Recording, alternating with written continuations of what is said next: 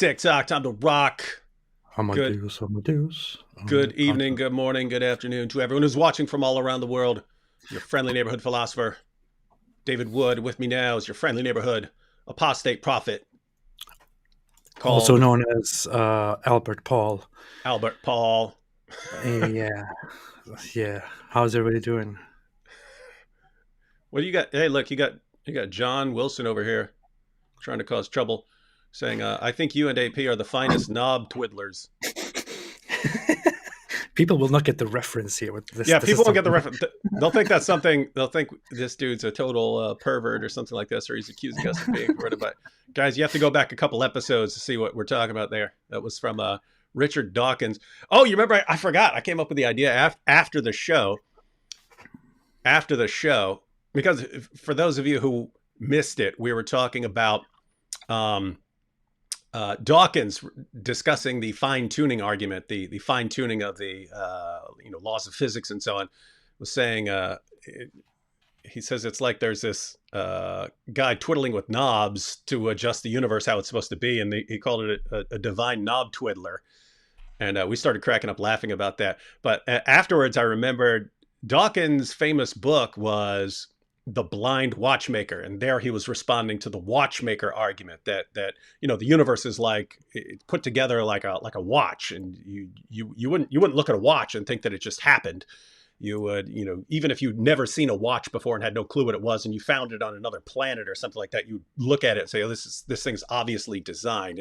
And so that argument was used for biology as well. Yeah, That the terrible argument. a human being is like an epic machine, and therefore it requires a designer. And so Dawkins, in his famous book, argued that no, evolution can do it without any intelligence involved. So he called that the blind watchmaker. And so I realized if we were examining the fine tuning argument, uh, Dawkins' theory could be the theory of the blind knob twiddler. And wouldn't you click on a video called the blind knob twiddler? I probably would just be like, what in the world is this? That's interesting. All right. So yesterday we were watching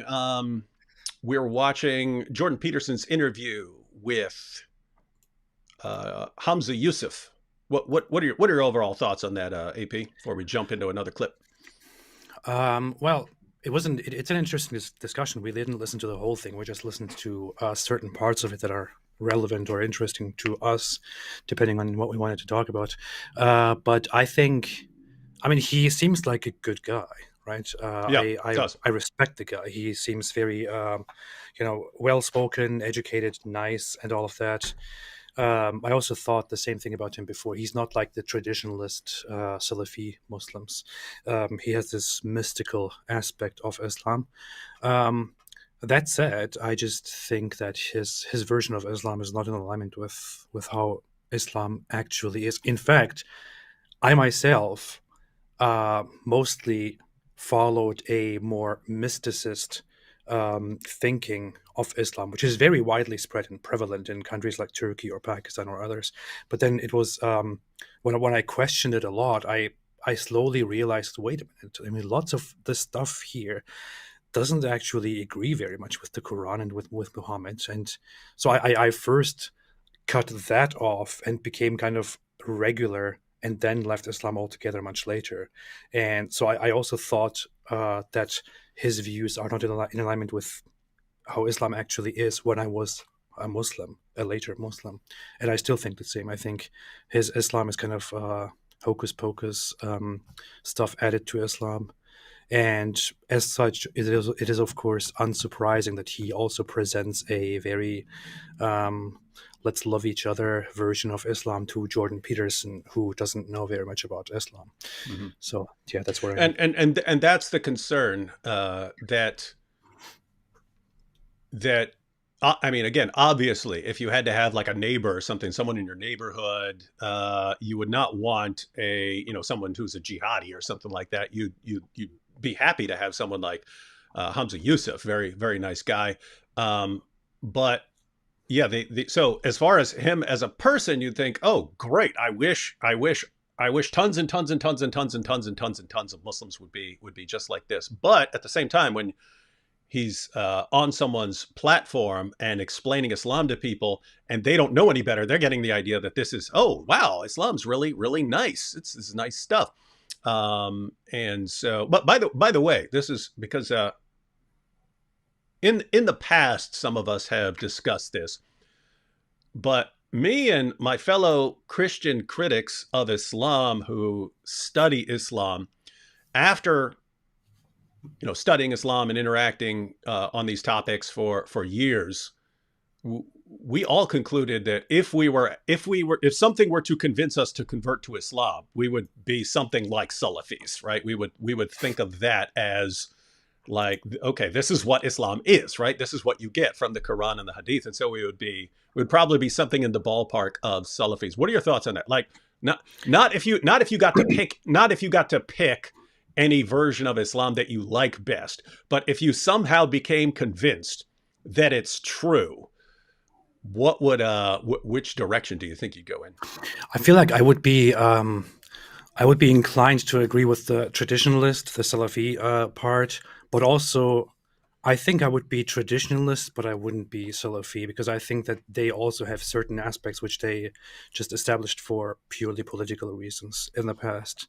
So I have to be honest here. I think they are much closer to how Islam really is than people like Hamza Yusuf, but they are also kind of they also have some cultish aspect to them. And the thing is, it was, when I was a Sufi Muslim myself, I gave up that whole Sufism, mystical, peaceful thing, because I realized, hey, this is not really real Islam anyway. Mm-hmm. And I dumped that. But then later, when I was confronted with real Islam, it was just very absurd and not very much acceptable to how I think and who I am. So I dumped that in the end as well. If I now had to go back to Islam, if I somehow believed it's true, I would end up becoming a traditionalist Muslim, I think. Yeah, it's pretty. It's semi. I mean, there's always room for interpreting things in certain ways, but I mean the basic principles of the Quran, that you submit to Allah, and that in order to submit to Allah, you have to submit fully to Muhammad's decisions, and that Muhammad's decisions are not in the Quran, they're elsewhere. Then you have to go to those, and congratulations, you're now a traditionalist, because that's what you get when you go to the sources. So you have to do some heavy reinterpretation. And it was interesting because Hamza Yusuf, when he talked about his dad, who was like a philosophy professor, something like that, eventually converting to Islam. But he said it was, he read Ghazali. It's like, wait a minute, interesting. So it's not like reading the Quran. You didn't read the Quran and convert. You didn't read the Hadith and convert. You read a later philosophical type, and that resonated. Ghazali was actually Ghazali was the scholar that I was when I was a Muslim. I read quite a few books, but I read one book from him that was called, I keep forgetting the name every single time. I don't know why, but it's like the something of happiness, elixir of happiness. I don't know what exactly it was, but alchemy of happiness, I think.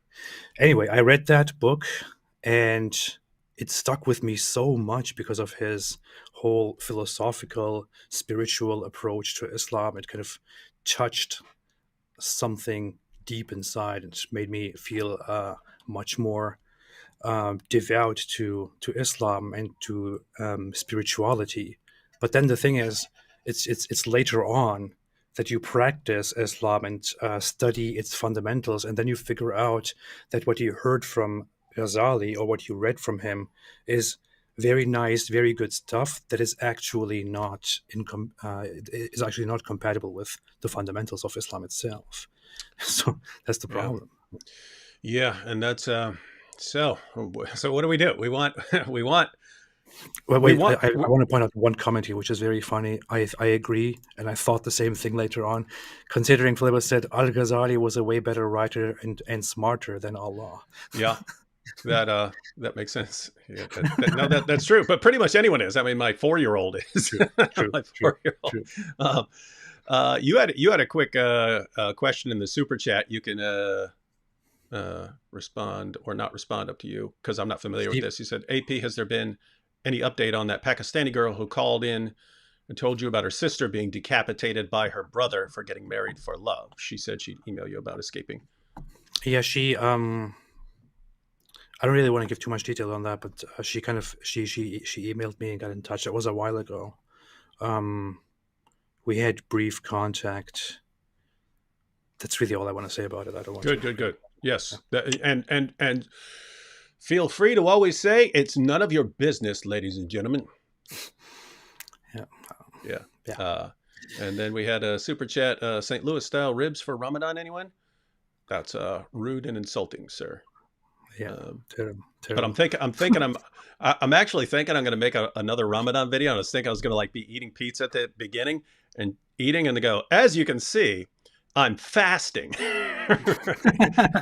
because it's Ramadan and we fast by eating, by gorging ourselves with food. Maybe have Big Macs stacked up across the stacked up. I made 2 Ramadan videos in the past that I think were very good, and that were during my best times when I had a lot of humor in my videos. Oh, hey, you should come out of regular video retirement and make a Ramadan video. We'll link them together and make them awesome.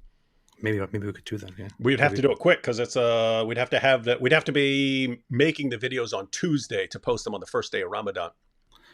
See, I'm not even keeping track with when Ramadan is anymore. I completely forgot that Ramadan is soon. You see, you don't know when Ramadan is. You don't know when Ramadan is. You were never a real Muslim, you liar. We busted. Apostate prophet exposed as fake ex-Muslim. Well, it goes by the lunar calendar anyway. It's like a different time every year. Yeah, I know. It comes closer. And I was in a live stream last night after yours, and I said, April Fool's Day, smack in the middle of Ramadan. Coincidence? Wow. All right. So today we have, we wanted to go through another clip from this Jordan Peterson interview with Hamza Yusuf on a topic. I thought we were done with the live stream. Huh? Nope. We are talking about Hamza Yusuf's near-death experience. And this is something that AP and I, it turns out, have both been interested in at some point in the past. Me was, 2008, 2009 or something like that, when I used to think of them as Bigfoot sightings.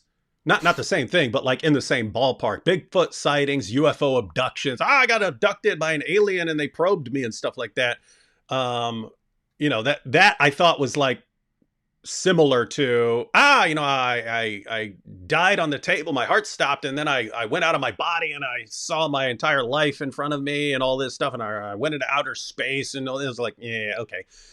But then I had heard Gary Habermas talk about them for a while, but then I don't remember what I was. Oh, because I was a philosophy graduate student then, and it somehow was coming up when we're reading about philosophy of mind, and something with near-death experiences came up, and I started looking at them. But they're entire one. There are lots of journal articles on them by medical professionals, but then there's an entire journal of near-death studies, peer-reviewed journal, where they. So apparently, this is a very, very well-established thing where lots of people who go into cardiac arrest or go through some massive bodily trauma have these experiences where they can be. They can be seeing their own body from outside. They have their life go before their eyes and so on. And anyway, it turns out there are some very interesting. But Sheikh Hamza, he doesn't go by Sheikh, does he? What is he? What does he go by? Let's just call him Hamza Yusuf. Do you know what he goes by? I think he goes by Sheikh Hamza Yusuf. I mean, he might not use it himself, but others refer to him as so. Okay, I'll politely refer to him as Sheikh Hamza Yusuf, whether he goes by that or not. So Sheikh Hamza Yusuf describes being in an accident when he was 17, and he had a near-death experience, and ultimately led him to convert to Islam. And so we're gonna take a quick look at that. And Jordan Peterson's response to it, because Jordan Peterson, of course, gives a neurological interpretation of it. What'd you say? What do you want to say? Quick correction. I just went on Twitter, and his Twitter handle is Hamza Yusuf. So I Oh, okay. guess, So yeah, he goes yeah, by Sheikh Hamza Yusuf. yeah. Okay. Can you please make a Zakir Naik episode of Muhammad's Boom Boom Room? Yeah, I can't pretend to be Zakir. We'd have to get a, oh gosh, what's his name? Vidu Vids. Oh yeah. He does a phenomenal Zakir Naik. If you ever, if any of you want to get in contact with Vidu Vids and he wants to play Zakir Naik in an episode of Muhammad's Boom Boom Room, I will put that together. I have his contact info. I just didn't talk to him in like years. Yeah. I should do that. All right, so let's go ahead and jump into this video. Any other thoughts before we start the video, AP? Any other thoughts? No. Let's just go into it right now. Yeah.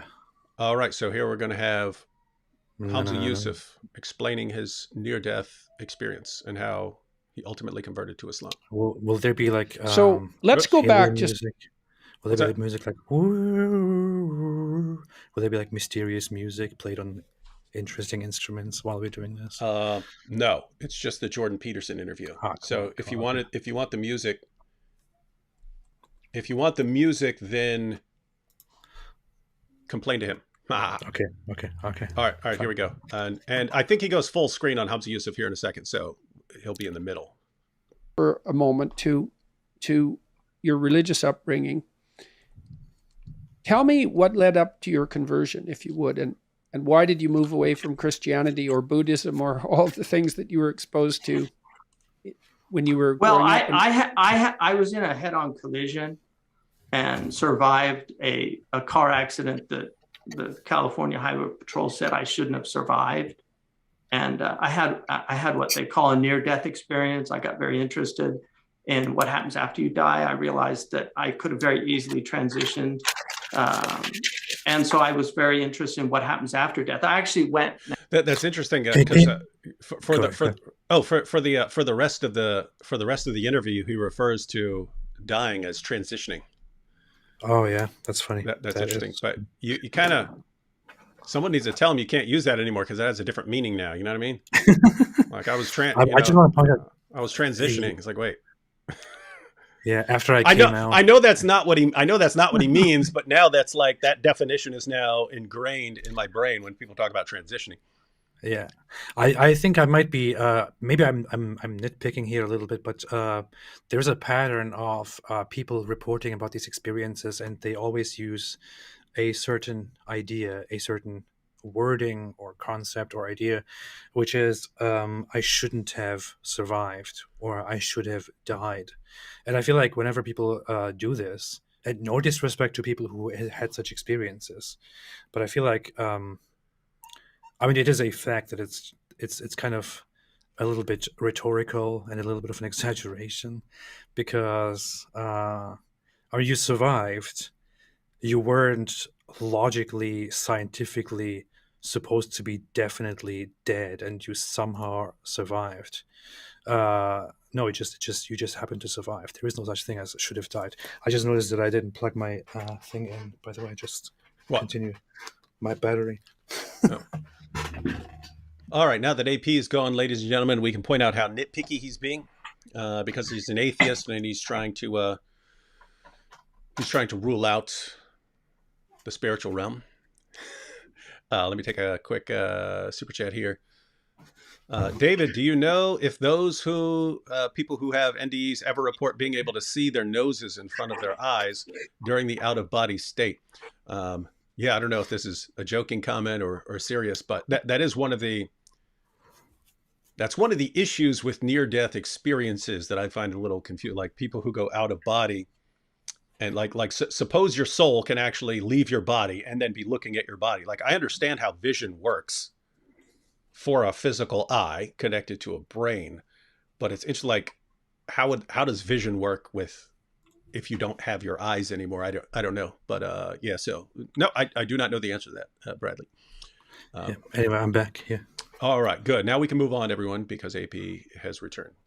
All right, more from head-on collision. He was 17 years old. was apparently messed up enough to where the police officer told him you should not have survived that, and then AP flipped out and said, "How dare you? How dare you say that you shouldn't survive? There is no should or should not." Right. Basically, yeah. Met with Dr. Raymond Moody, who wrote the books on life after life, and he did a lot of the work with near-death people had. Raymond Moody. Let me back up a little bit. So he says he got interested in near-death experiences because of this near-death experience. But yeah, Moody, and then gosh, there was another main guy, but I think Moody is the one who coined the term near-death experience and made it more of a mainstream topic for investigation. So Hamza got in touch with him and study those a little bit more, apparently. So let's go ahead and see. Moody, who wrote the books on life after life, and he did a lot of the work with near-death people had. Can I ask you what happened in your near-death experience? I think it was pretty classic. You know, I definitely saw I went into a very different spatial temporal state where everything went into a kind of slow motion. And it was as if the glass was just suspended in air from the crash. Wait, so this happened to him not while he was... So this happened to... Yes, like during the crash, like to where the glass shatters, and then he's saying the glass is like everything is frozen. It's the glass is hanging in air, and he's having this near-death experience where things are happening extremely slowly for him. Now Jordan Peterson here in a bit is going to offer a neurological interpretation of why that could be. Here's the thing. As I didn't know his story. I didn't listen to the whole thing here. I didn't know what he experienced. I often hear people experience near-death experiences while they are lying in a hospital and they're in a coma. But with him experiencing it immediately in the moment of the crash, it just brings to my mind the immediate explanation of how the brain would, in entirely scientifically explicable ways, respond to a crash and then go into such a state. That's what Peterson is going to say. Yeah. He's going to offer an interpretation where your brain you get flooded with dopamine and so on, and that can give you this sort of this.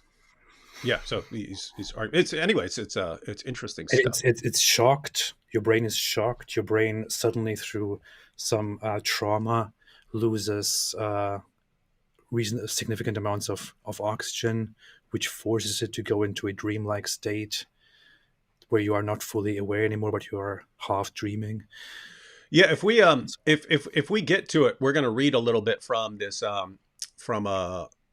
from Scientific American article on near-death experiences from someone who doesn't believe there's anything supernatural about them, but they include some examples of near-death experiences, and it is really interesting stuff. As far as like I've had not that experience, but as far as stuff that happens in your brain, like I know that when I used to get into fights when I was younger, I would get into a fight and it would seem like things slowed down, right? Like it would seem like time slowed down, not like 80%, but like things slowed down by like 10 or 15% to where it seemed like the person who's throwing punches at me is telegraphing more, and I could see the punch coming more than I could if I wasn't fighting, and so on. So so the question is, does just standard straightforward brain activity in traumatic or emergency situations account for these things? But we're gonna get more into that here in a second. Quick super chat. That name will always be funny to me. Brigham Young. David, please do a video of you strutting in Quran skin shoes to Staying Alive. I wouldn't mind learning that dance and doing a little Staying Alive. All right, so that's funny. Back to I already saw Sarah Rainey said was- something like, Sarah Rainey said, I had a near-death experience while listening to Zakir Naik or something like that. That's funny. Oh, here we go. And I just saw like my inception all the way up to that moment. Inception. He's talking about like his like. And I just saw my whole life literally, and it was just this, as if I lived my life a second time, but in a moment. No, that's I remember that is a standard. That is a not always standard, but that is a common feature of near-death experiences. Your entire life flashes before your eyes, like you actually see it all in front of you. And he's talking about back to his inception, there have been people who said like they could zero in, like they're seeing it all as like a timeline, and they could zero in and like relive certain experiences and so on. Which, I mean, so is this something supernatural or is this something biological? Of course, you could argue this each way, because your brain has memories of your life and so on. So is this your brain becoming hyperactive at this point of trauma, and then you're zooming through your life and so on? So there's a thing. I mean, I'm speaking hyperbolically, but the brain can store endless memories. It is all in there. Only very little of it is usually lost. You can recall things that you haven't even thought about for decades after something triggers a certain memory, in a state where your body stops functioning and your brain loses most of its function and severely slows down. Time basically almost stops for you, but you are still somewhat conscious, left together with everything that is stored inside your brain. And so it is to me not very surprising that in such a state you could go through, you could somehow have all your memories from your entire life, even things you haven't thought about, as said, in decades. You would have them brought back and maybe even experienced once again, while in the outside world not much time has passed, but you spent so much time in your brain, in your mind, and later on when you wake up, it just feels like you literally relived things. Yeah. Ryan here says, I hope a bunch of crazy stuff like this happens close to death so that it takes our minds off the actual dying. That's connected to an interesting point about the near-death experiences, because one of the features of them, so it's in the Scientific American article, I hope we get to read a little bit of it here in a few minutes. They describe it as like a city losing power, kind of neighborhood by neighborhood. And that's like what's happening in your brain is areas are shutting down, but some parts are still working. It's not the entire thing is shut down. Certain parts of it are closing down and so on. But it is interesting from a biological perspective why there are these features in that people, talk about like a profound sense of calm, and it seems like a desire to cross over into this, other realm and so on. And it's like basically people trying to figure out what that is, because that's not something that would be selected for in natural selection. There's no survival advantage to being extremely calm and feeling, this overwhelming sense of love as you're dying and so on. So the question is, why is that just is that just some sort of side effect of something else or a fluke or something like that? But let's watch some more Sheikh Hamza. That was the experience. And what did that do for you, that experience? How did it change? One, it made me, at the time I was a senior in high school, my probably biggest interests were baseball and more than girls, but what 17-year-old? I guess people who are really into baseball, I guess, would say baseball is their main interest. So I don't know. Maybe other people like Clear the line. 17-year-old boy. Come on. My main interest is baseball. Come on. Okay. Music was certainly a big interest. My family, I come from a family of musicians. I have to say, his family sounds really interesting. His dad's like a philosopher, and he's got like these different religious backgrounds in his family. Where his mom was, I think it was his mom who was like more into Buddhism and stuff, and one of his relatives, maybe his dad, one of them was like Orthodox, like Christian Orthodox, but then they're like musicians, and he has a philosophy background. So anyways, it kind of gives you a sense of how he ended up being a, nice, interesting guy who kind of gets along, who tries to get along with everyone versus just like one mindset. I have to destroy everybody else, like certain of our Dawa friends. So I think what it did is it made me really think about death in a very deep way. And if you've ever seen, there's a film about a man who's in a plane crash, and then he survives the plane crash. And is a man who had a lot of fears, but he comes out of it. Jeff Bridges is the person and he's like looking at his hands and, am I alive or am I dead? I was in that state for about 2 weeks. It was a very strange state to be in, and that got me interested in what religions say about after death. I have to say, how do I put this? Let me put it this way: when people convert to Islam, usually when I hear the reason for converting, it's because they believed something that was complete nonsense, right? It was, I found out that Muhammad was the greatest feminist who ever lived. I found this out from my local imam who wanted to marry me, and he told me that since I believe in women's rights, Muhammad was a champion of women's rights. So I converted, and now I married the imam. It's stuff like that. We're like, how did you not actually investigate this? Whereas with Hamza Yusuf's story here, it's not, I was fed some bad information, and then I converted based on this false information that I was given. There's nothing like where there's nothing here where he was being deceived by someone else. It's kind of an odd way of thinking, in that I had a near-death experience at 17 years old. This shifted my interest in life to understanding like death.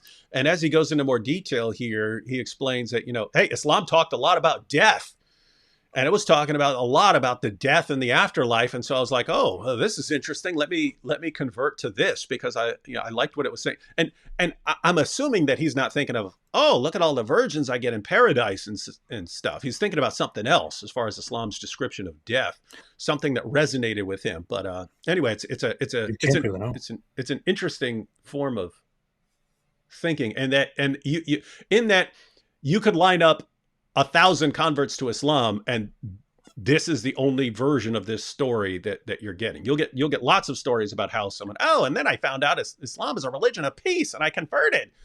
Then I found out there's only one Quran ever, and it's a miracle, right? Like all these ridiculous arguments. But this is something different. So interesting stuff. There's only one thing that stuck out to me that kind of bothered me in the very beginning, which is Jordan Peterson said to him something like, And how is it that you decided to convert to Islam after your exposure to all these other religions and worldviews like Buddhism and this and that? And that just reminds me of how I hear a similar claim, or that same claim, in almost every conversion video. Like, oh, I was wondering, what the meaning is and this and that. And then I studied Christianity and Judaism and Buddhism and every single religion out there. So that just sounds like a lot of nonsense to me very often. And you can also see in many cases that they actually haven't studied those things, or actually haven't really understood them. But in his case, I feel like I believe him a little bit more when he says that he had exposure to different religions and worldviews. Yeah, because he was raised that way. And I'm like you, and that especially you have these guys. I converted, I was a devout Christian, and then I converted, and then when they're refuting Christianity, they don't understand anything, right? Like they don't understand the basics of the basics. And it's like, you don't understand what like a 12-year-old in Sunday school would understand about Christianity. And then when they make the claims, and then I set about to study all religions, and Islam is the one I'm thinking of someone in particular right now. It's like Yusha Evans. And then I studied all the religions in the world, and then all of them. And then finally, the last one I studied was Islam, and it's always the last one is Islam for some reason. Yeah, and then I remember we did some shows on him way back in the day, just because it was back in the days when Muslims, this expert in Christianity converted, right? And he was, that's back when he was calling himself a youth minister. And we all hear this and we think like he was like a youth, like some sort of pastor or something like this. Turns out he was just involved in a Christian youth group, and that was it. And so since anyone can claim to be a minister, because that just means like servant, he was claiming that. And so but I actually, when we were doing those shows, I put together like a timeline, because he wasn't explaining exactly when everything happened, but I went through some of his videos and I put together a timeline, and like from when he started studying all the world religions until his conversion, it was like 3 months, right? It was something like that. And I was like, wait a minute, you studied all of the world religions in 3 months? Yeah. Must have been a very in-depth study. Anyway, but like, I agree with you. Like, I hear Yusha Evans and I'm like, come on, man, this is a joke. But I hear him and I'm like, okay, I believe, I don't agree with his conclusions and stuff, but I actually believe he knows a lot about the things that he talks about. And he, oh, go ahead. Go ahead. No. I was just going to say, like he, as he's responding, we won't watch. We're obviously not watching the entire thing, but as he responds to various questions, he's like over and over again quoting poems and quoting various scholars and quoting the Bible and so on. So he has done quite a bit of studying in his lifetime. Yeah, no, he seems knowledgeable, which somehow brings me back to that whole moment yesterday when we reviewed different parts of his interview, and he was somehow unable to properly identify what collectivism is and how Islam is against collectivism. That was weird. That was just very, very strange. So he seems to have a little bit here, a few misconceptions here and there. But I mean, I respect him. He's well educated and knowledgeable and all that. I was going to add something else, but whatever. You just basically summarized. Yeah, so we're coming to very similar conclusions about Hamza Yusuf in terms of obviously very well educated, deep thinker, nice guy. But man, he is massively interpreting Islam in a way that we aren't, right? So something's going on. Quick comment here said, same weird stuff you see in dreams, referring to near-death experiences. That's something you might think when people are talking about their near-death experiences, but what's interesting about them is that, when you're in a dream state, it may seem real to you when you're in the dream state, but then when you're out of it, it seems less real, right? Like it's like you understand, wait a minute, that's not real. People who've had near-death experiences often say that it seemed more real to them than this life. And that when they came back to this life, that near-death experience didn't seem like a dream. It seems like something that was more real than now. And so Jordan Peterson, he's not focusing on that specifically, but he's going to talk about what, hormones are doing to your brain in those sort of traumatic experiences. And so why it might seem like that. I mean, I just get a basic idea of that, and I think there is also some explanation to that aspect as well, scientifically speaking, where when you dream, you're just in a process where your brain does this regularly every night. It goes into the REM state, and it's just basically producing or replaying things that are in your head while you are actually while your body is fully functioning. And you are there. Whereas in a near-death experience, as you pointed out as well, and as the article points out, as probably Jordan Peterson points out, and many others, the body stops functioning, and it's basically your brain is left on its own with very little support and little resources, and you are just living in there on support for a long time, maybe for days, maybe for hours, maybe for weeks, maybe for months in some cases. So it is understandable that what you experience in that state is very significant to your memory, to your brain, and that it stays with you for a long time after you wake up, and that it seems like the realest thing ever. It's again not very surprising to me. It is interesting in the sense that I guess someone could have a dream that's like a life altering experience. Like someone has someone's dad passes away and then has a dream about the dad giving him advice or something like that. Those kinds of things can change people's lives. But lots of people who come out of near-death experiences are like him in the sense, I mean, you don't hear about them like converting to Islam and stuff like that, but like him in the sense that, years later, decades later, you look back to that as like something that changed the course of your life. So anyway, interesting stuff. Let's watch a little more here. And so I decided to study all the world religions. Come on. Just from that perspective. No, come on. no, Why? Why do you have to do this? I do believe him more than Yusha Evans, though. Yeah, me too. I know a little bit about Yusha Evans, and the guy is a complete jerk. But actually, what he just said there was because he was talking about death and the concept of death, and so he was saying he wanted to study what death is according to various religions. So that's more manageable. It's more manageable task looking up what various religions teach about death, and somehow this led him to Islam.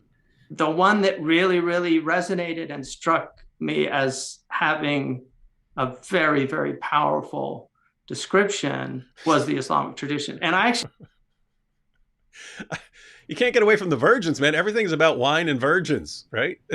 That's what you get about virgins with swelling breasts and so on. And like, I can't even figure out what he's talking about, because I don't know what else he was reading in addition to the Quran and the Hadith. But that is the takeaway from the Quran and the Hadith. You're talking about life after death in Islam. At the end of the day, it's wine and virgins. Yeah, I mean, he doesn't even give any details of the journey and what exactly it is that convinced him so much. If we went into the details, I would also be very curious to hear what it is. But what you have in Islam is basically you were created long before all of this, and then Allah basically said, hey, I'm going to do this and this, and humans were dumb enough to accept the deal, and they were like, yeah, we will believe in you all the time. And he was like, okay, we'll see. And then he sent them to the earth, one after the other, after many, many years, and created the earth for them on the back of a whale. And then time passes, and depending on what we do and don't do, and Satan is constantly there trying to poke us, and then we will just go there and we will have a bunch of books written down by the angels on our sides who will read out, okay, he did this and this and this, and then they will calculate and weigh your sins against your stuff, and then and in the end, none of the sins will actually matter. And then you go to heaven, and when you go to heaven, you sit down with other bearded Muslim men, recline on big couches, and drink from golden chalets, and drink rivers of wine like this, and have sex with many, many virgins that were specifically created for you, and that's the happy ending. So that's what's happening in Islam. I just don't understand how exactly you get anything meaningful. I mean, I studied different religions. I looked into Buddhism, and no matter what is right and what is wrong, Buddhism had a much more fascinating understanding and explanation of life and death, in my opinion, than Islam, which is in no way profound. It is incredibly primitive. So I don't get it.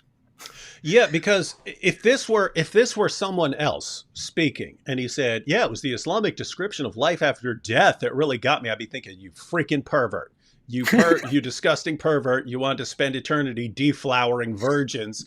And Allah said He'll give you that, and so you converted based on that idiotic nonsense. But I just don't believe that's what he's thinking about. It's got to be there's got to be he must have been reading like philosophical works on the concept of death that Yeah. weren't about the virgins and stuff like that.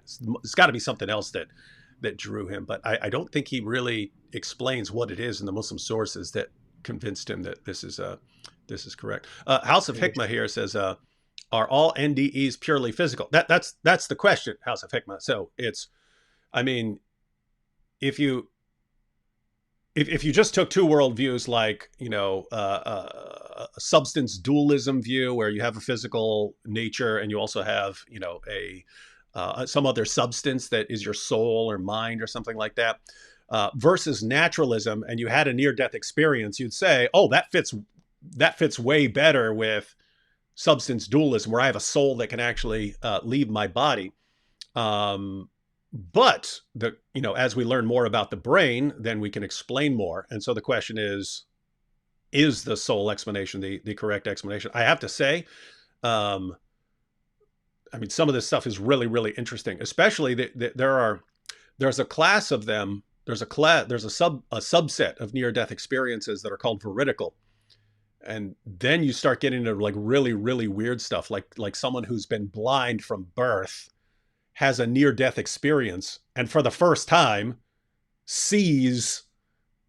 So in other words, the person has an out-of-body experience looking down at the body, at her own body, but it's a person who's never seen before. And that's the first experience of sight that the person has had. So the question is, like, what in the world is going on there? Because it's actually, it's fairly common for people who are blind and have near-death experiences to have experiences like that. So anyway, the point is, there's really, really weird stuff like that. As far as a standard out-of-body, looking down at yourself or something like that, the brain is pretty darn powerful. The brain can come up with a lot of stuff.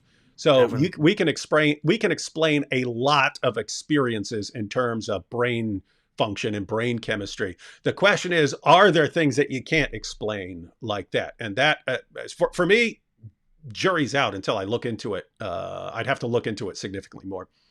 Maybe because we're doing this weekly. Maybe we get some experts on. I was just thinking it would future. be very nice if we had some experts who deal with this stuff. If we had some some neuropsychologists, neuroscientists. Oh yeah, and maybe some people who've had some of the really, really wild wild ones. It'd be interesting. Yep, but ladies and gentlemen, we've got a lot of weeks for topics to investigate. All right, let's go into a little bit more of this, and then we'll look at a little bit of a journal article, and then see Jordan Peterson's response. Ironically, I ended up writing in the study of Quran, which was published by Harper. I ended up writing the essay on death in the Quran, which is how I actually became Muslim. So it was a very interesting, serendipitous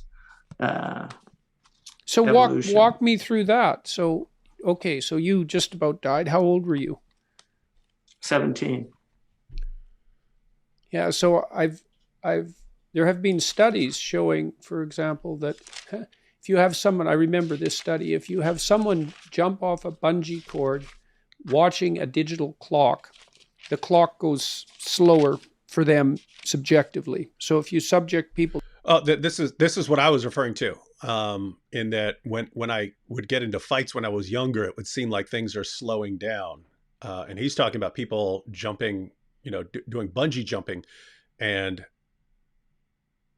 experiencing time slowing down. But okay, actually, there's actually one more thing connected here, which there was a study where they professionally induced states that are the closest thing that you get to NDEs with people who are very well trained, and I think they were they basically kind of I think suffocate them halfway in a way, and then That was a movie, man. You're talking about Flatliners. no, I'm talking about an actual study where they induced such a state that is very close, and they also reported similar things like near-death experiences, with the difference being that they didn't remember those states as more real than reality itself. You ever see Flatliners? No. I saw there was a version in the 90s, and then I think they remade it as a movie or a TV show, something like that, more recently. But yeah, it was they were like they were either medical students or young doctors or something like that, but they started inducing death in each other, and they would start off at like 30 seconds and then go up to a minute and stuff like this, but they started having really it became like a horror movie, like they're bringing stuff back somehow from some afterlife, but it was actually cool in the end, because it was turning out that the stuff they were bringing back were from sins that they had committed in their life, and it was giving them an opportunity to atone for stuff. Anyways, it was a little interesting. That is funny. The movie, according to the description, is 5 medical students experiment with near-death experiences until the dark consequences of past tragedies begin to jeopardize it. I've never heard of this movie. Sounds like garbage, but I might watch it. It's like Kevin Bacon and Kiefer Sutherland. Yeah, I saw it when I was like ninth grade or something like that. Actually, this in the study Quran, I just looked up his article, 1855 to. So it's an almost 40-page essay on death, dying, and the afterlife in the Quran. So we wanted to know what it was that resonated with him. Fortunately, I do now know where I can get that information, so I can actually read that in the study Quran and understand what he sees as somehow being confirmed by his near-death experience. So, but now we're getting Jordan Peterson's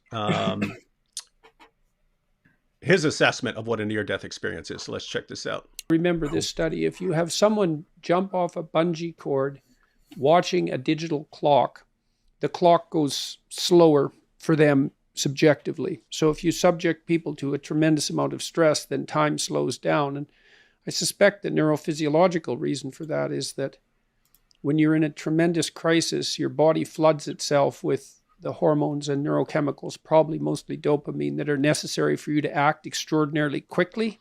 And it's extremely energy intensive to do that. So you can't do it all the time.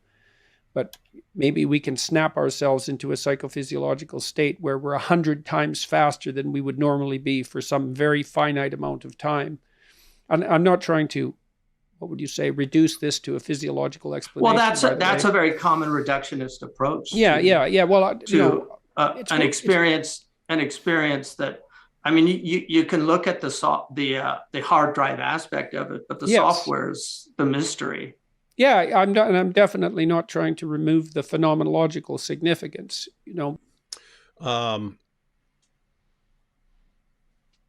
So Jordan is thinking this in terms of straightforward biology.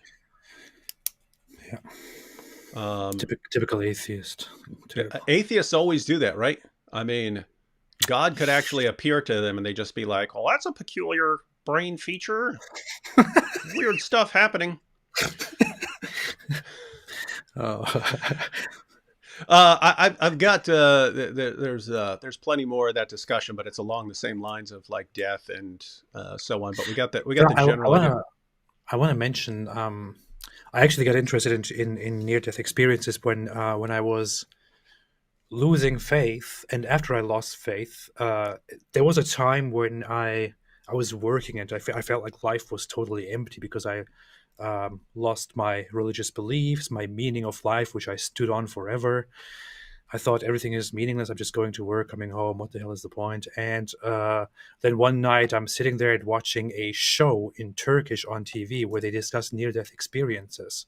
And as I was watching that, I became really, really confused, thinking about, wait a minute, so maybe there is something, maybe there is not. I don't know, where am I now? What am I doing with life now? And that night I became extremely unwilling to live, to say it in acceptable words.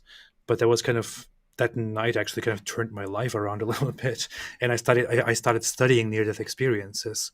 And during those studies, I also found something similar about sleep paralysis and lucid dreaming.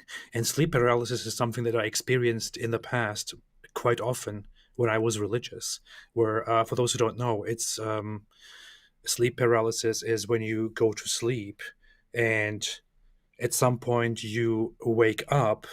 Those who have experienced it know what I'm talking about. It's very scary. You wake up and suddenly everything looks very strange. Everything looks red or gray or whatever. You hear weird noises. You cannot move. You cannot do anything. You can't even talk. It's because you're a prophet. and that feels it's starting to sound like Muhammad's descriptions of Muhammad receiving his revelations. But go ahead.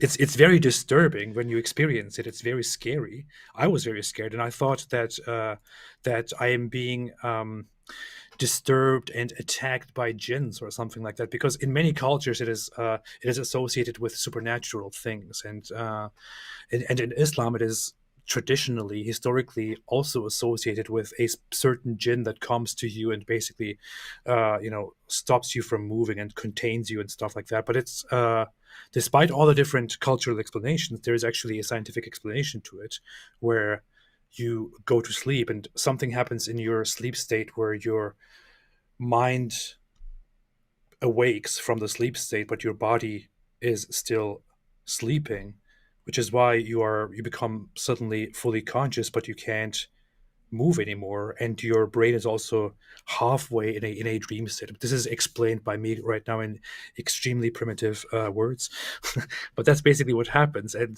it feels very strange, because in that moment you hear stuff like I would hear during every sleep paralysis, I would hear a faint screaming from a distance, which would sound like a little girl screaming, like ah, and I would see these weird shapes at the door. Save me! Muhammad is coming to get me.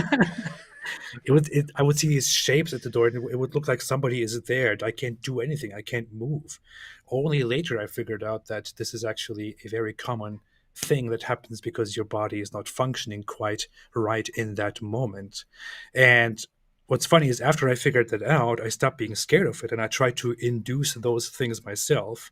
And at some point, I was working. I didn't sleep for like 3 nights or so, and my mind became so messed up that a whole morning long I had a bunch of sleep paralysis and also a repeating lucid dream that I could go back into and do all kinds of stuff in my dream. That I would wake up and hallucinate a bunch of stuff that happens in front of me, which is not real, and so on. And thinking back about it, it just, those hallucinations that happened when I was awake they look very, very real. And they have elements of like people that I knew from quite long ago walking in front of me and looking at me and things like that. So the brain can do really, really strange stuff when some of its functions go wrong, or when some bodily functions go wrong.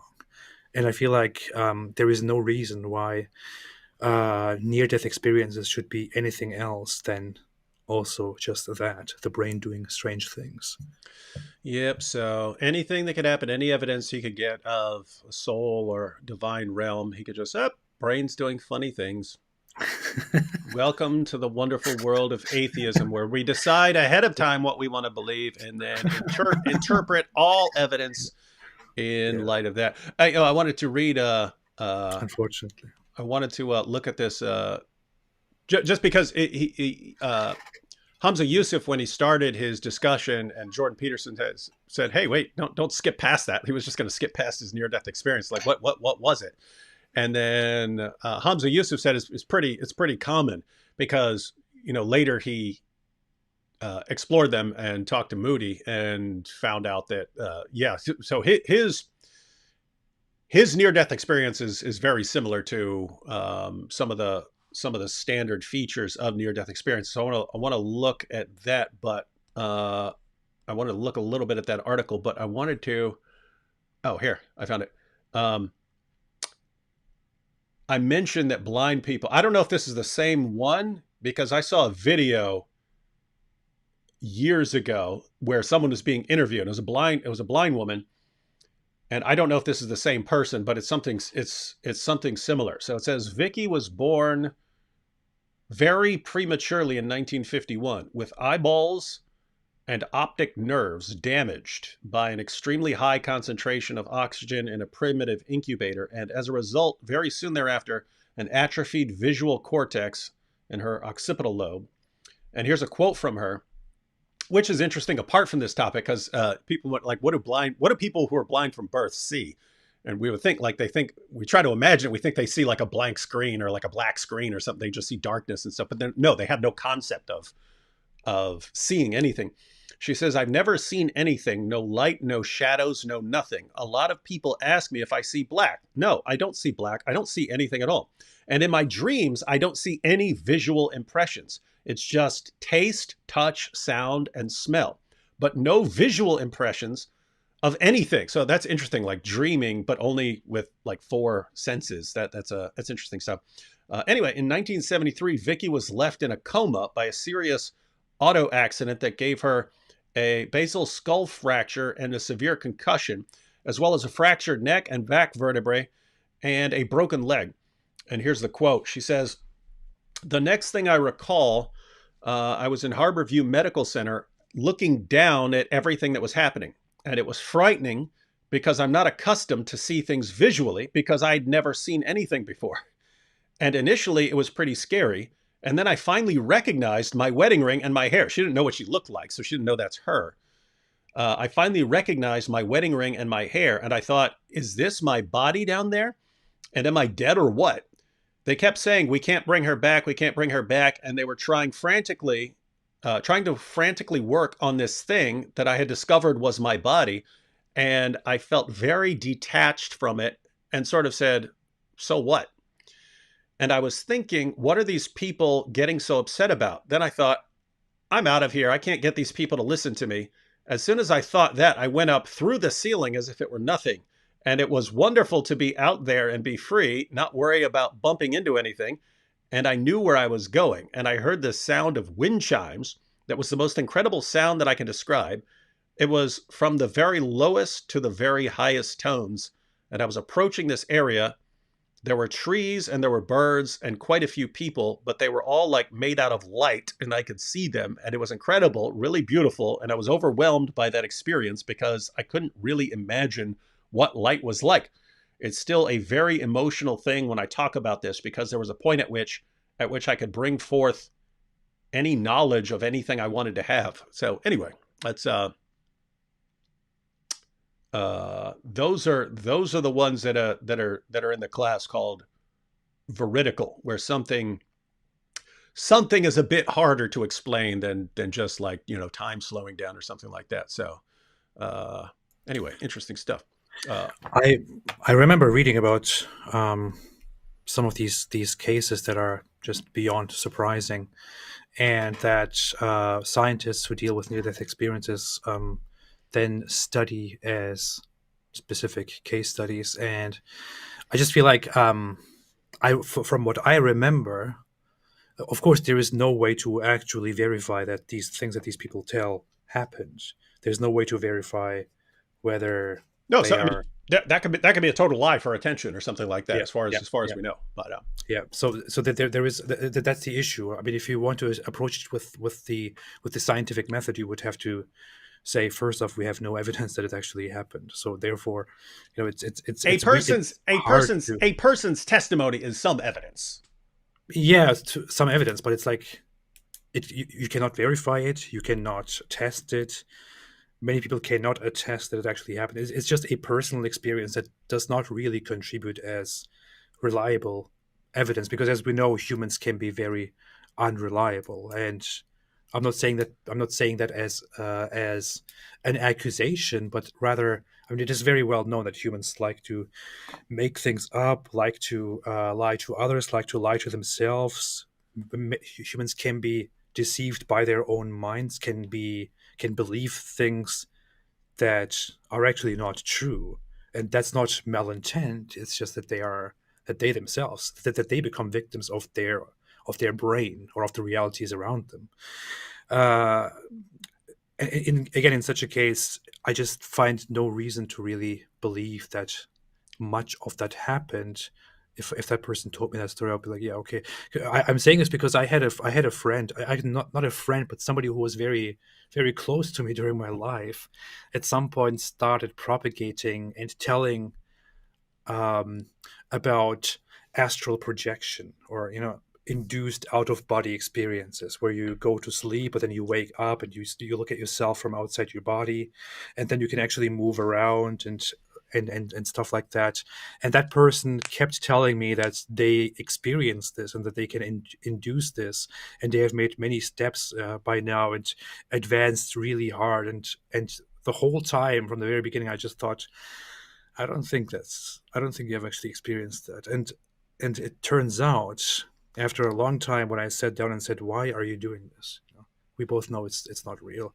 In the end, it was admitted that it was actually made up and that it didn't really happen. And with such examples in mind, it's just hard for me to believe personal experiences, as compelling as they may be.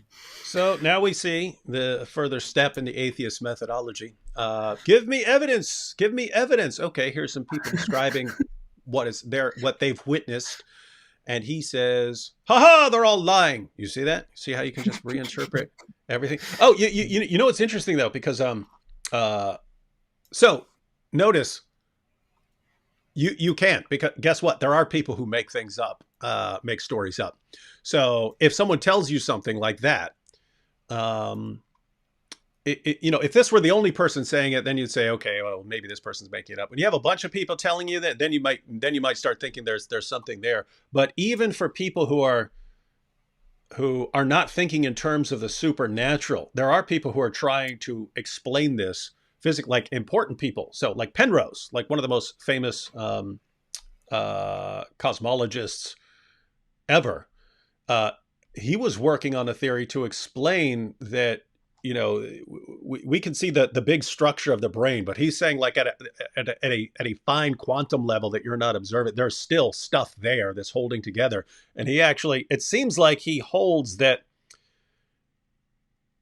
may actually be able to escape your physical brain for a little while, right as you're dying, and actually be separate. Now, I don't know how whatever this is would see or something like that, but this is Psychology Today, and it's the article's titled. We're not going to read a lot of it. I just want to give you the theory of someone who's trying to. So they're taking the near-death experiences where someone's actually looking down at their body, not as just something that's you're imagining or something like that. They're taking it as something that's really happening, and they're trying to explain it.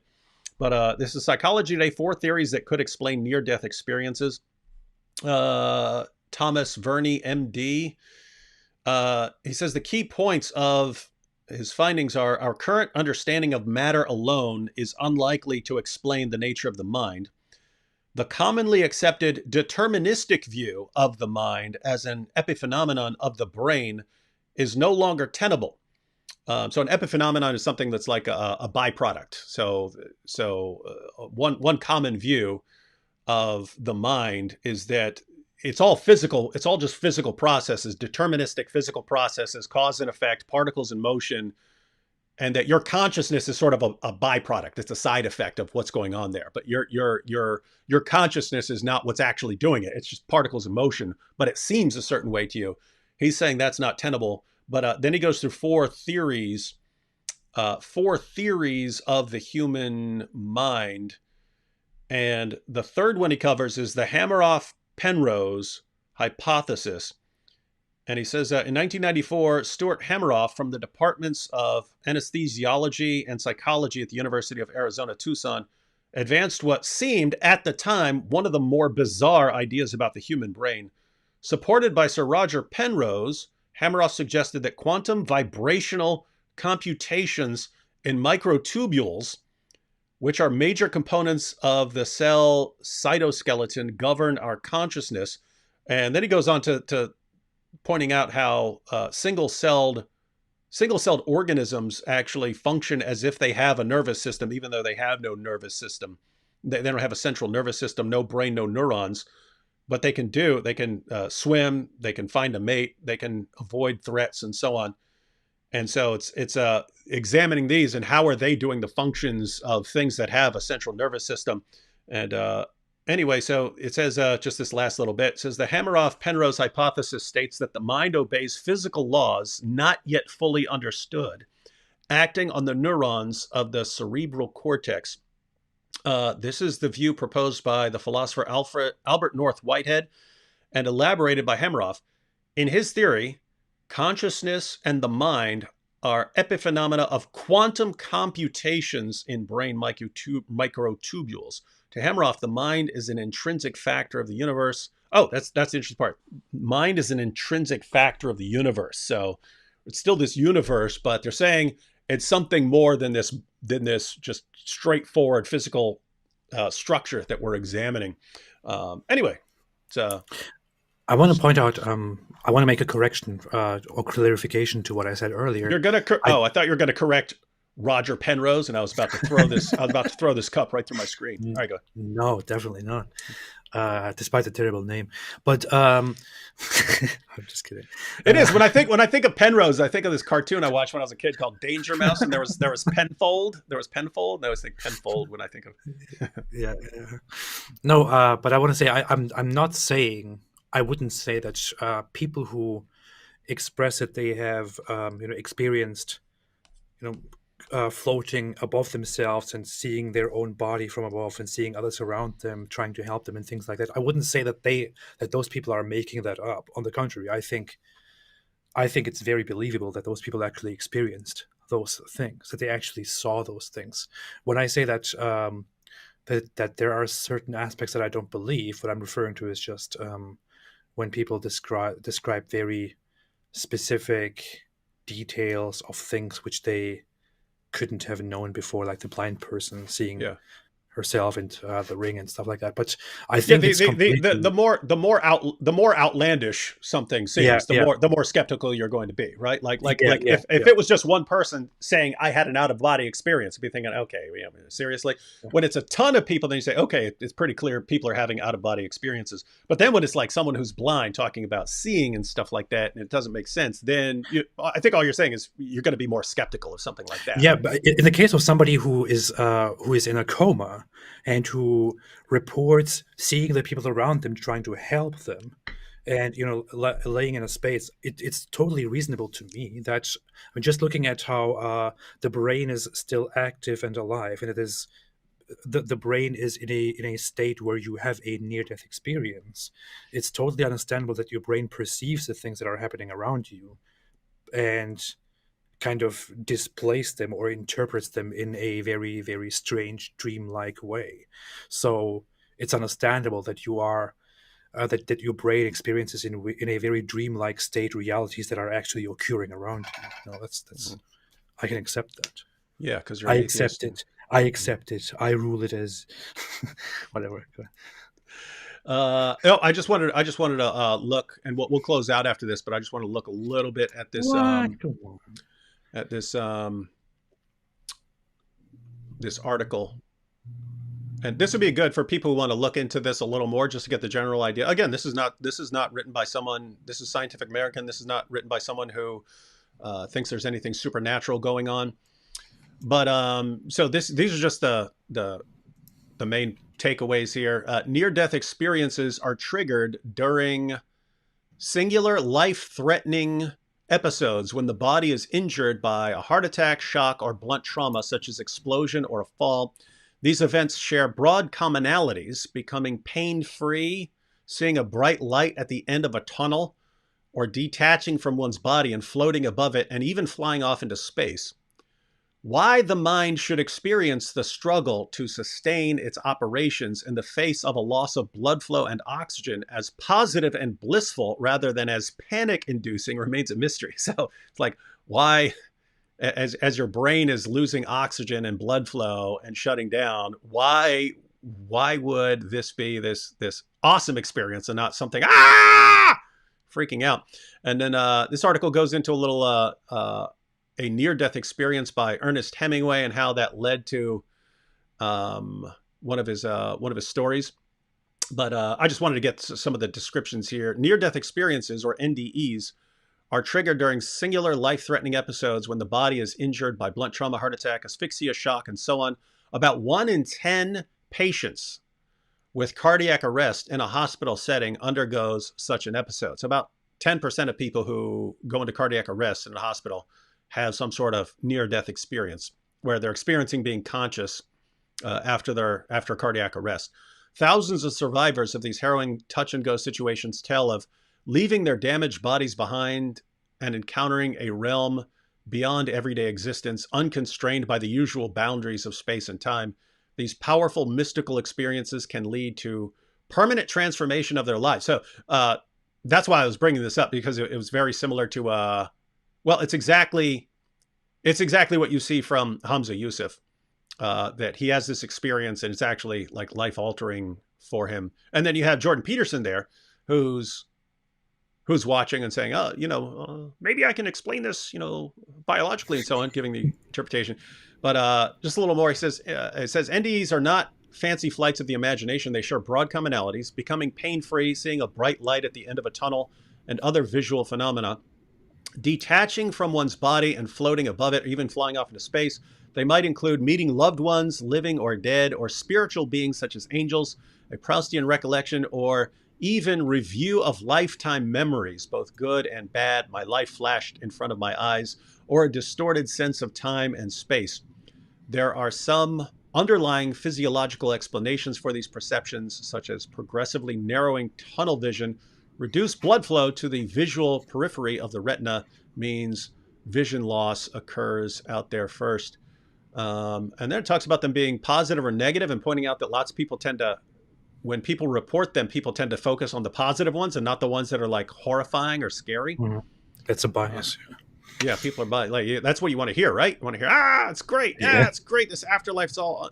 Oh, yeah. And they talk about Moody here, Raymond Moody, who coined the term near-death experience in his 1975 bestseller, Life After Life. And Grayson, that was the other guy I couldn't remember. But those are the two big guys. If you study near-death experiences. Wanted to see one or two examples down here because they have descriptions. I remember A.J. Ayer, who's one of the prominent atheists of the 20th century, talks about he had a near-death experience when he was when he had a heart attack, and he had an interesting discussion of that. It didn't change his mind or anything, but it was interesting. It's interesting to see an atheist talk about this experience, this near-death experience. I can also think of people who have certain types of epilepsy experiencing things that sound similar to what people with near-death experiences have. Yeah, I think I don't remember if that's in this. Let me bring us back up here. I don't recall if that's in this article or somewhere else, but yeah, they're pointing out that some people can have the. Also, people on drugs, so people with epilepsy and people on drugs. I just wanted to say, very sensitive topic, but opioids, the people who take heroin. And heroin is like you take it in the moment in an unadministered, high, very, very dangerous dose. It's incredibly harmful to your body, but people who take it love it so much because the moment that you take it, your body or your brain starts experiencing amazing things, and there is something similar about it where your breathing slows down severely and your brain doesn't have the same supply of oxygen anymore, and it starts hallucinating, and you go into a very weird state where people report, stuff like a wonderfully bright white aura, hallucinations of, people, loved ones coming and talking to you, this great feeling of bliss, of peace, which is why you love it so much that you just want to go back to that state again, and you become addicted and often die in very terrible states. Anyway, so people who take DMT have, for example, that's a drug that Jordan Peterson is also very familiar with. People who do that have very, very wild experiences of going into a different realm and seeing shapes and people and all kinds of weird things. I don't know. We don't attribute those things to. Some people do, but we don't attribute those things to a spiritual realm or to religiosity. So why would you do something different in case of a near-death experience? No. So yeah. So the question is, what are the features that don't seem to fit well with a purely physical explanation? But like a lot now that you're mentioning it, this isn't anything like a near death experience, but it has something to do with time. I used to I've got a couple herniated discs in my back. It's actually better now than it used to be, but back in the day, I would like throw my back out at various times. And so anyway, my back was all messed up once and I was in horrible agony, but it was the same time as I had a cold. And so I would cough, but it's sending spasms of pain through me. And so I couldn't sleep because I'd cough and it's like sending shocks of pain through me and stuff like this. So I was like, all right, I'm drugging myself. So I took a pain pill for the back and a sleeping pill to fall asleep and melatonin. Like I took everything I could think of that might that might knock me unconscious. And then it was like the weirdest night's sleep I've ever had. It would seem like I was dreaming for hours, and I would wake up and I'd think, is it morning yet? And I would look, and like only like 8 minutes had passed since since I fell asleep. And I would okay, I got plenty of time. I go back to sleep. And it would seem like I'm dreaming for hours and all these things are happening. I wake up and 12 minutes has passed. And this kept happening. This happened in 8 to 10 or 12 minute increments for the entire night, where every time I thought hours had passed, then it must be morning. And it was only only a few minutes had passed and stuff. So anyways, definitely weird stuff can happen with the brain. It's a powerful piece of random equipment that developed by random processes and natural selection. Let's go ahead and read. By the way, I want to quickly, just a very quick note. Even in terms of an evolutionary explanation, where you would try to find a reason why the brain would respond with such a thing to something that is happening. First off, an evolutionary explanation doesn't always point at something useful or something good. No, it could be a fluke. It could be a fluke. It could be a byproduct. Yeah, it can be a byproduct of something completely dumb that happens for no reason. Or there are some functions that people also interpret in beneficial ways. Like, for example, dementia or Alzheimer's, or some aspects of Parkinson's disease. For example, there are evolutionary explanations of how those things, as you age and come closer to death, may contribute to giving you more well-being, because you become more and more detached from the reality of the painful existence that you are in and of the reality of death. And you basically shut down, become unaware of how you are, and you die like a baby. And there might be an evolutionary explanation behind why that is a useful thing to develop. Of course, I'm not saying that's a great explanation, but I'm saying there are explanations from different aspects, and even from evolutionary aspects, to such weird functions that the brain has, or that the body has. There's just many explanations. We'll agree that it's an explanation. Yeah. I'll say that. Yeah. I wouldn't say it's the explanation. I would say it's one of many explanations. All right, so we've been going about an hour and a half. Let's just read one or two more examples of and we'll close out. So just back to this article here. This is an example. A calm feeling of the most perfect tranquility succeeded the most tumultuous sensation.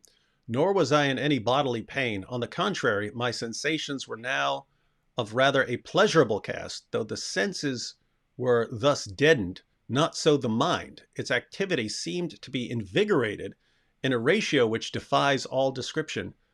For thought rose after thought with a rapidity of succession that is not only indescribable, but probably inconceivable by anyone who has been himself in a similar situation.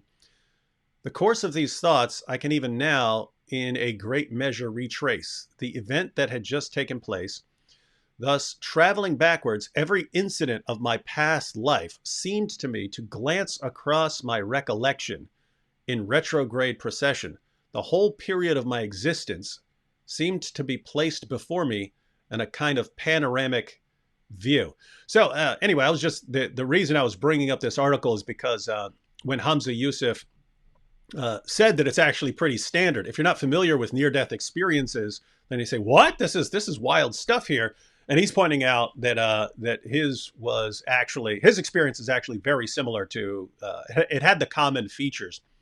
And here's another one, Sir Alexander Ogston, discoverer of Staphylo. Oh yeah, they're going through people who were actually famous people in history who had experienced near-death experiences. So I lay, as it seemed, in a constant stupor which excluded the existence of any hopes or fears. Mind and body seemed to be dual, and to some extent separate. I was conscious of the body as an inert, tumbled mass near a door.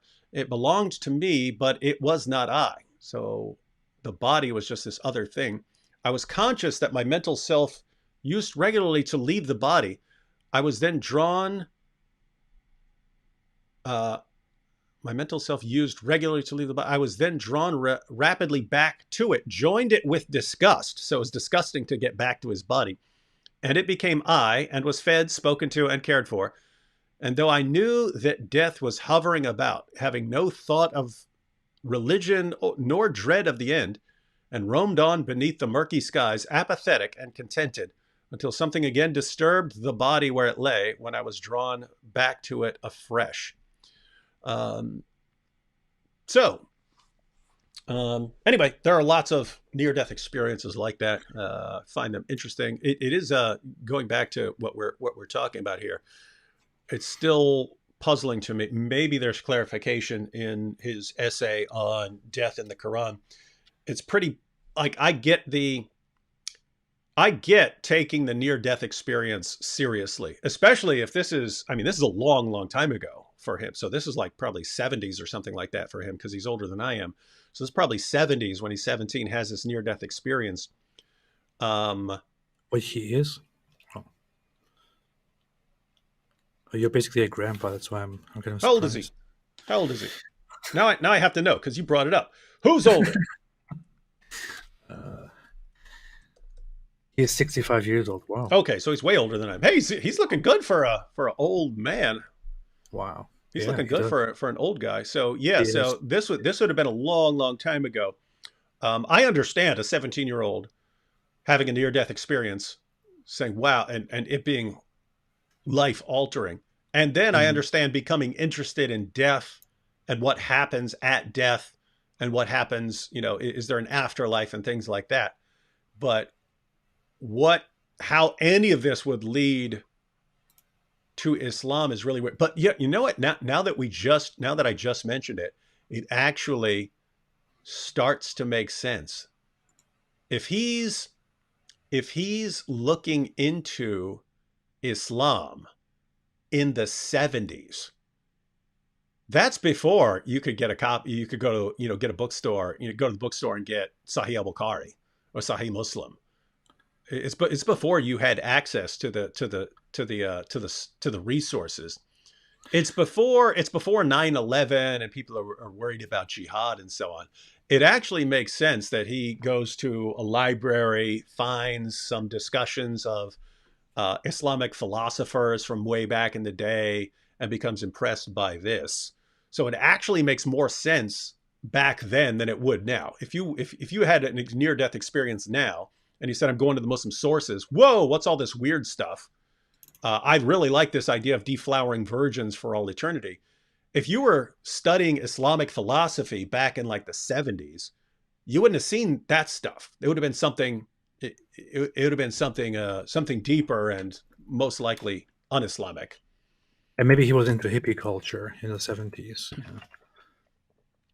Hippies, man. All right, ladies and gentlemen. Well, this might be a topic we might be revisiting in the future if there's another angle, or we're looking at, or we get some people who've experienced them, or maybe some experts on this topic in the future. But that's a little introduction to the topic. What are your final thoughts on all of this, AP? Well, I remember a discussion that I had with a Christian apologist who is a rather unusual one, Randall Rosser.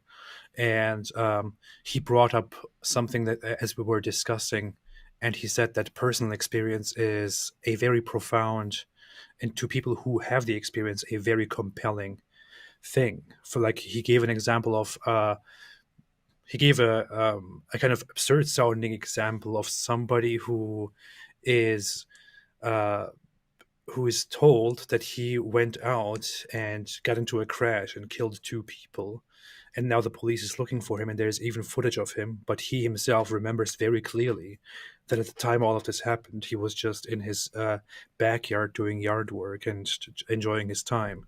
How can you explain to this person, the reality that happened outside of him? To him, it's very compelling that something is wrong, that something is off. And moving from that to having a near-death experience or anything like that, if I think of myself as skeptical as I am today, and even, I don't know, nitpicking as I am today, if I had an experience like Hamza Yusuf did when he was 17 years old, maybe I would be totally different today. Maybe I would be irremovably a devout member of some spiritual group, of a spirit, of a religion. Maybe I would be still a Muslim and be very mystical about it, and it would be understandable that I am in that. And I understand that somebody like him had such a life transforming experience, and that it drew him closer to exploring religiosity and somehow finding Islam, where you then go and have sex with a bunch of virgins. But again, I mean, personal experience is very compelling, but only to the person himself and to some who are fascinated by hearing it. Yeah, that is an important point, and it's the same thing. Like people who've had wild like conversion experience or something like that. That might be something that completely outweighs any criticism that comes along later. And it's just, wait a minute, I experienced that. And anything you're saying afterwards, and along the lines of, someone telling you did something that you have no recollection you did, it would be like, you could have 1,000 PhD scientists coming up to me and say, David, you don't exist. It's like, wait, there's nothing you could ever say to convince me that I don't exist. There's no amount of evidence you could ever give me that would convince me that I don't exist, because you'd have to be convincing someone. And that's me. So there'd be something there. So it's basically, there's testimony of others, and then there's things you've experienced yourself. And you can be wrong about your experiences, because there can be hallucinations and things like that. But there is these things that you experience, firsthand, first person. They can bear a weight that can outweigh a lot of criticism or disagreements from other people. And so, it looks like a situation where, like, someone who's experienced a miracle or something like that, that might not convince other people that you've experienced a miracle. But if you're convinced that you've experienced a miracle, that may be all the evidence you need. Similar with near-death experience or something like that. I mean, if you're born blind or became blind shortly after you were born or something like that, and then you've never seen and you have no concept of sight, and then all of a sudden you can see after you die, that may be the most meaningful experience of your life and may completely affect everything else. But other people who didn't experience it, it's a different story. And so anyway, it's this is life. This is life for us. This is a very, very deep conversation and deep topic to explore, and it's very touching and very emotional, which is very meaningful to me. I know it doesn't mean anything to you because you don't have feelings, David, but everyone likes to make fun of the psychopath. Go ahead, take your shots. Everyone take your shots. If that helps you feel, that gives you a little self-esteem boost. Oh, I have feelings you don't have. Pathetic. Oh boy. Yeah. No, this was good. All right, ladies and gentlemen. Well, that was our. It was two things. We went through Sheikh Hamza Yusuf's conversion experience. Seems I get the first couple of steps I still don't understand how this connected to Islam, or what it was about Islam that convinced him. But he's got his essay in the Study Quran, which I will check out at some points. And we had a little introduction to near-death experiences. For those of you who are familiar with these, there's something going on, and it's interesting field of study. So hopefully this was helpful, and I'm sure we'll have more to discuss in the future. We'll go ahead and close out now, but AP, I think we're going to have a fun weekend next weekend. Oh yes, yes. I think so too.